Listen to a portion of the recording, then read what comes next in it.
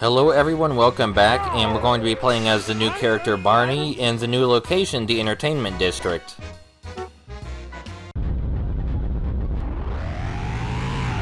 Another defiant motorist? You'll soon learn your lesson, friend. Ow, my head hurts. What did I do last night? Hi, I'll be your driver today. In stark contrast to Evergreen Terrace, which featured many open roadways, the Entertainment District features mostly small, crowded roadways. This is presumably to teach you the importance of shortcuts. While in Evergreen Terrace you could easily get away without taking any shortcuts and still make a decent score, in this one shortcuts are almost necessary. A car like Barney's is also ideal for this location because of the crowded streets. Talk show. Get in the car, both of you. You're a lifesaver. The school concert is tonight, and I need a read for my saxophone. Barney's car is probably the best one in the game for pushing other cars out of the way. Almost nothing can stop it, and it controls fairly well to boot. I believe I demonstrate its power right here. These nuclear buses are usually a pain, and they knock you way off course. Not so with Barney. We just tip the damn thing right over. The only real downside to the Plow King is its large size, which means it can't navigate through small areas easily. The idea of weaving through traffic while you're playing as Barney is almost non-existent. It's just not something you do. To the arcade, please! Time to spend my mom's alimony! I can take you there. Barney's car is also ideal for objectives where you need to destroy a certain amount of items, but those objectives are almost always difficult regardless of who you play as. They do give you a whopping $1,000 extra if you manage to complete them successfully though, so they're kind of a big deal.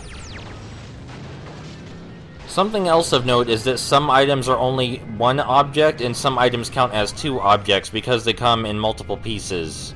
Learning which of these is which is kind of important. Thanks a lot. That was The level design overall for Entertainment District is based around the idea that the locations aren't that far apart from each other, Where'd you come from? but the roads are so narrow and winding that it's difficult to get there on time anyway. It's also the first time where you might realize that following the arrow is not always the best idea. It points out the best normal route to your destination, but intentionally avoids shortcuts.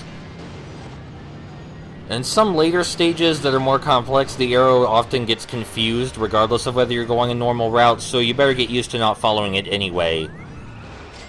You might notice we occasionally get little 2-second boosts, and that's when we run over some of Mr. Burns' advertising. Hi, I'll be your driver today. Silly person.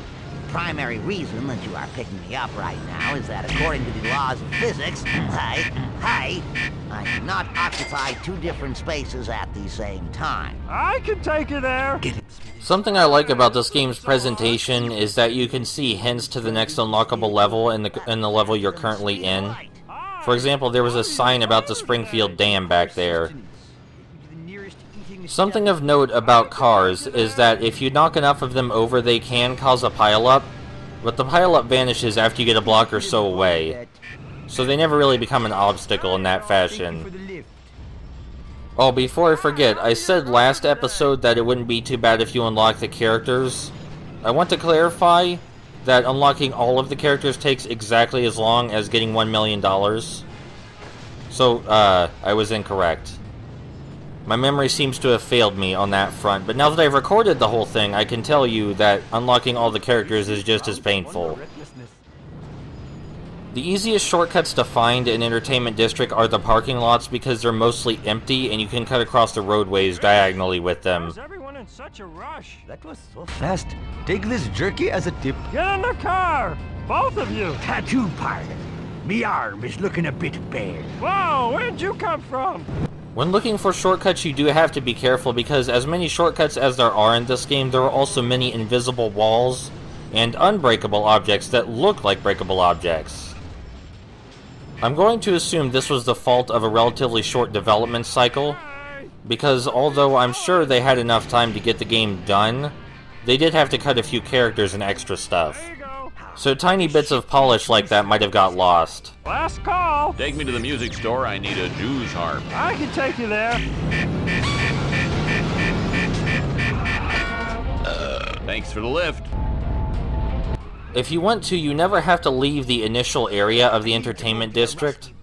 If you know which characters to pick up, you can just drive around in a loop right here, but that's not very fun, is it? Excuse me, got stuck on that pink car.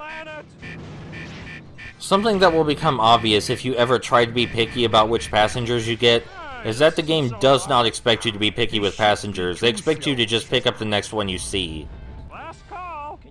The entire game is based around you making hectic, frantic decisions. So if you are picky about which passenger you pick up, you can break the game design entirely very easily. But I won't demonstrate that until after we're done playing the game properly, because, yeah, there's many exploits, but it's also way less fun if you use those. It wouldn't be nearly as entertaining if you just watched me show you how broken the game is all the time by driving to the same two places over and over. I can take you there. I'm a little dizzy from the anesthetic. I'm just going to sit here for a while. I'm not sure getting in our car was really the best possible solution to your dizziness. I mean, I'm not a doctor, and you are, so maybe you know better, but this ride seems like it would have the opposite of the intended effect on you. There you go. Bye, everybody. Hi, I'll be your driver today. I want to go to the box factory. Yay, boxes! I can take you there. Here we are. My cat's breath smells like cat food. That's probably one of the most normal things Ralph has ever said this late in the Simpsons continuity. Now shut up and drive.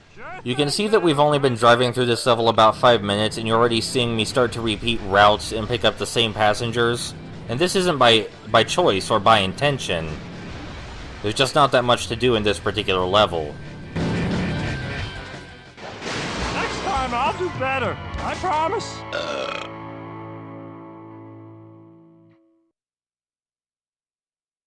I dare say you've done enough damage for one day.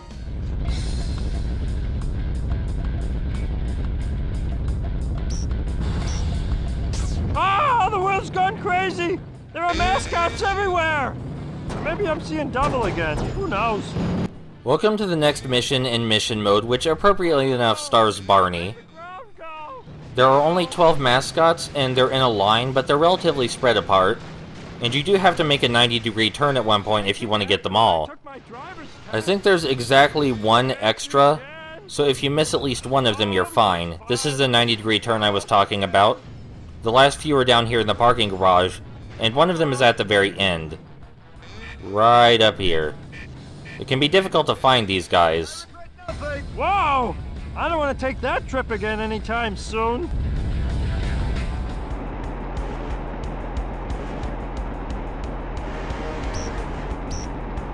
All right, time to renew the old driver's license.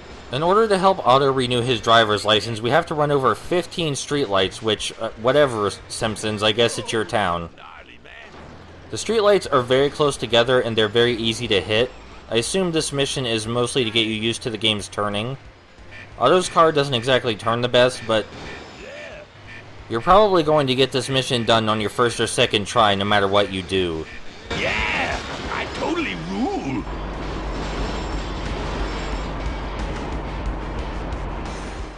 And welcome back to the multiplayer. This time we're showing off Bart and his honor roller, and Lisa in her Electorus. Lisa's car moves and controls fairly fluidly. It almost glides across the ground, really. But aside from the really sharp control, there's nothing else remarkable about it. On the other hand, Bart's honor roller turns a lot quicker, and that's not necessarily a good thing. It tends to get out of your control if you try to make sharp turns and just smash into walls.